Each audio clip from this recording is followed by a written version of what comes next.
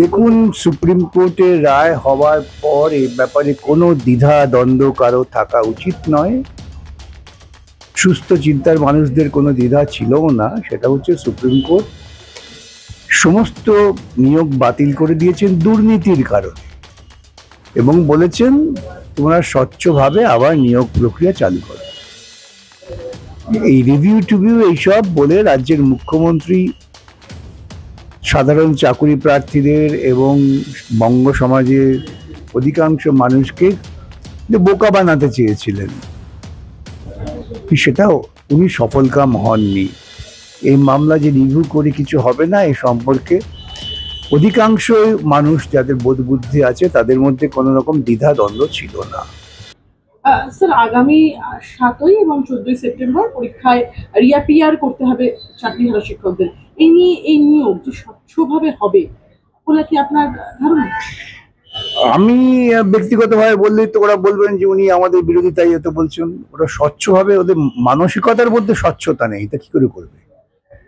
ওদের মানসিকতাটাই হচ্ছে আমরা কিভাবে দুর্নীতি করতে পারি, কিভাবে আমরা এই সমস্ত সরকারি ক্ষমতা প্রয়োগ করে টাকা উপার্জন করতে পারি, এই যাদের চিন্তা চেতনা, তাদের কাছ থেকে স্বচ্ছভাবে কিছু আশা করাটাই তো একটা অস্বচ্ছতার চিন্তা। স্যার, আদালতের যে পর্যবেক্ষণ ছিল, আদালত এর আগে আদালতকে রীতিমতো বিচারপতিদের বলতে শোনা গিয়েছিল যে যদি ওএমআর শিটগুলি সঠিকভাবে প্রিজার্ভ করা হতো, সংরক্ষণ করা হতো, তবে যোগ্য এবং অযোগ্যদের কোথাও গিয়ে আলাদা করা সম্ভব হতো। সেক্ষেত্রে হয়তো যোগ্যদের চাকরিটা বাঁচানো যেত। কি বলবেন? আবারও বলি, এই যে মমতার দেওয়া একটা ভুল তত্ত্বে অধিকাংশ মানুষ প্রভাবিত হয়েছেন বা হতে চেয়েছেন, সেটা হচ্ছে যোগ্য অযোগ্য। এটা যোগ্য অযোগ্যের ব্যাপার নয়। ব্যাপারটা হচ্ছে সরাসরিভাবে যারা ধরা পড়ে গেছেন যে দুর্নীতির সঙ্গে যুক্ত তারা, আর যারা সরাসরিভাবে ধরা পড়েননি তারা, এই হচ্ছে পার্থক্য। সেক্ষেত্রে যোগ্য অযোগ্য বলে লাভ নেই। যারা যদি স্বচ্ছতার সঙ্গে নিয়োগ হতো তাহলে তো ওএমআর শিট রাখতো। ওএমআর শিট তো রাখিনি এই জন্যেই যে তারা প্রথম থেকেই পরিকল্পনা করেছেন যে আমরা দুর্নীতি করেছি, দুর্নীতি করব, সেই জন্য তারা রাখেননি। তা না হলে যে কোনো পরীক্ষা যারা নেন সেই সংস্থা তারা তথ্য তো রক্ষা করেন। এখন তো বিজ্ঞান প্রকৌশলের যুগে তথ্য রাখার জন্য আমাকে টন টন কাগজ নষ্ট করতে হয় না। আমরা তো খুব সহজেই এটা ডিজিটালি রাখতে পারি। অতএব রাখা হয়নি পরিকল্পনা করে, সফট কপি প্রিজার্ভ করা হয়নি, আপনি বলছেন পুরোপুরি পরিকল্পনা করে। কেন ওটা থাকলে পরেই তাহলে ওই শূন্য খাতা দিয়ে পরীক্ষা নম্বর চাকরি হতো না। আমি 2 নম্বরের উত্তর করে আমি 52 পেতাম না। আমার দলের লোকেরা যারা আমার পরবর্তীকালে শিক্ষক হয়েও বাজারে গুন্ডামি করবে তেমন লোককে ঢোকাতে পারতাম না। সেই জন্যই এইসব ধ্বংস করে দেওয়া হয়েছে, বাতিল করা হয়েছে। সুপ্রিম কোর্ট তার পর্যবেক্ষণে আরো বলতে শোনা গেল সুপ্রিম কোর্টের বিচারপতিদের যে নিয়োগ প্রক্রিয়ার দায়িত্বে থাকা কর্তৃপক্ষ অর্থাৎ এসএসসি নিজেদের গাফিলতি এবং অবৈধ কার্যকলাপ ঢাকার চেষ্টা করেছে। এই বিষয়টি পুরো প্রক্রিয়ার একদম স্বচ্ছতাকে নষ্ট করেছে এবং আদালতের কাছে এটি স্পষ্ট হয়ে গিয়েছে যে নিয়োগ প্রক্রিয়াটি গোড়া থেকে ত্রুটিপূর্ণ ছিল, যা আপনি প্রথম থেকে বলেছিলেন। কি বলবেন? এটা তো আদালত ইতিপূর্বেই তো তাদের এই পর্যবেক্ষণ দিয়ে তার ভিত্তিতেই নিয়োগ বাতিল করেছে। এটা সবাই তো জানতেন, কিন্তু সবাই জানলেও রাজ্যের মুখ্যমন্ত্রী তিনি চেয়েছেন যে একটা ধোঁয়াশা তৈরি করো, এই ছেলেগুলোকে একটা বিপদে ফেলার পরিকল্পনা করো। ওই একটা কথা আছে না, গাধা নাকি জল ঘেটে নোংরা করে খায়।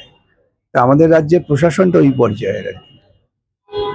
আবেদনকারীদের পক্ষ থেকে রিভিউ পিটিশনটি একদম খোলা আদালতে শোনার জন্য আবেদন করা হয়েছিল, কিন্তু সর্বোচ্চ আদালত সেই আবেদনও প্রত্যাখ্যান করে। এর অর্থ হলো আদালত চেম্বারেই সমস্ত নথি পর্যালোচনা করে এই সিদ্ধান্তে উপনীত হয়েছেন তারা। পিটিশনটির কোনো সারবত্তা নেই। কি বলবেন? নেই তো। ওরা কি বলতে পারবেন জোর করে যে না আমরা কোনো দুর্নীতি করিনি? বরং অ্যাফিডেভিট দিয়ে তো ওরা স্বীকার করে নিয়েছেন দুর্নীতি করেছি। ওরা বলেছেন আমরা দুর্নীতি করেছি, দুর্নীতিটা 60-70 নয়, কাছাকাছি 40-50 ভাগ। মানে এই স্বীকারোক্তির পর করে একটি আইনি সংস্থা তার সিদ্ধান্তকে কেউ কখনো বৈধতা দেয়? তো এই যে ভার্ডিক্ট, এই নির্দেশের ফলে তো আহ, যারা কোনো একটা সংখ্যক, যদি সেটা খুব স্বল্প সংখ্যক হয়, যারা একটু হলেও কেপেবল ছিলেন, যোগ্য ছিলেন, আহ, তারা তো দুর্নীতির মানে শিকার হওয়া, মানে প্রার্থীদের জন্য চাকরির দরজা তাদের জন্য চূড়ান্তভাবে বন্ধ হয়ে গেল। এর জন্য দায়ী এই জন্যই তো আমি বলি যে সমাজে আমাদের শাসন ক্ষমতায় তাদেরই বসাতে হবে যারা দুর্নীতি করবেন না। আমরা জেনে শুনে একজন দুর্নীতিবাজকে ক্ষমতায় বসিয়েছি, যার রাজনৈতিক জীবনের উত্থানটা দুর্নীতিমূলক প্রক্রিয়ার মধ্য দিয়ে, তাকে আমরা ক্ষমতায় বসিয়েছি। আজকে তো আমাদের ভুগতে হবে। এই ব্যাপারটা এখনো মানুষ সচেতন হচ্ছেন না, মানুষকে সচেতন হতে হবে। যে বাংলা একসময় মানুষের কাছে সমাদৃত ছিল এই বলে যে একটা শিক্ষিত সৎ রাজনৈতিক কার্যকলাপ সেই রাজ্যে হয়, কিন্তু সেটাকে তো চূড়ান্ত কালিমালিপ্ত করে ফেললেন, করে ফেলে ব্যবসায়ীদের সুবিধা করে দিলেন। তাই ইলেকট্রাল বন্ডে বেআইনি টাকা সানন্দে গ্রহণ করেন এবং শিক্ষক পদ বিক্রি করেছেন। আমি তো বলি যদি আরো গভীর এবং নিবিড় তদন্ত হয়, তাহলে 2011-র পরে যদি কোনো নিয়োগ হয়ে থাকে, আদৌ কোনো নিয়োগ হয়েছে কিনা আমি জানি না, সব নিয়োগের ক্ষেত্রেই দেখা যাবে দুর্নীতি হয়েছে। বিস্ফোরক কথা বলছেন। হ্যাঁ, আমরা তো পাবলিক সার্ভিস কমিশন যেভাবে গঠন করা হয়েছে সেটাই তো দুর্নীতিমূলক প্রক্রিয়া। এই নিয়ে তো আমাদের মামলা আছে। ওদের ভাগ্য ভালো যে মামলাগুলো শুনানি হচ্ছে না। আগামীতে কি সেই মামলার শুনানি হলে এই যে 26,000 শিক্ষক এবং শিক্ষাকর্মীর সাথে যে পরিণতি হলো, সেই পরিণতি হতে পারে বলছেন পাবলিক সার্ভিস কমিশনের? হ্যাঁ, আমি আমি এই সম্ভাবনাকে উড়িয়ে দিচ্ছি না।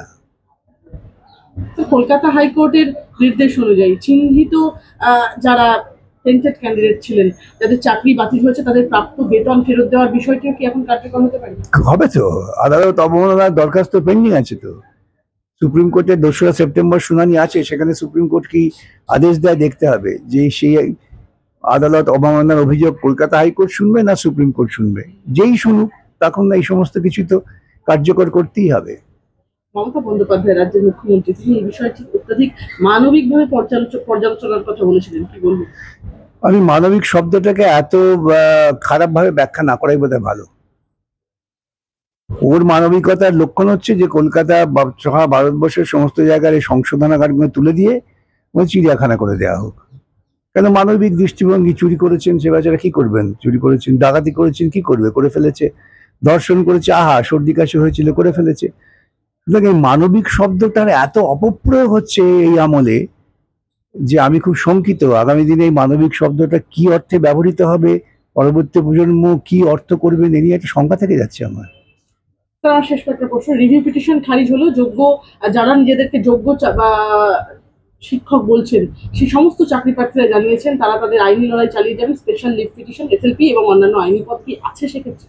আমার বুদ্ধিতে নেই এখন, ওদের যদি কারো কোনো বেশি ভালো বুদ্ধি থাকে তারা করতে পারবে।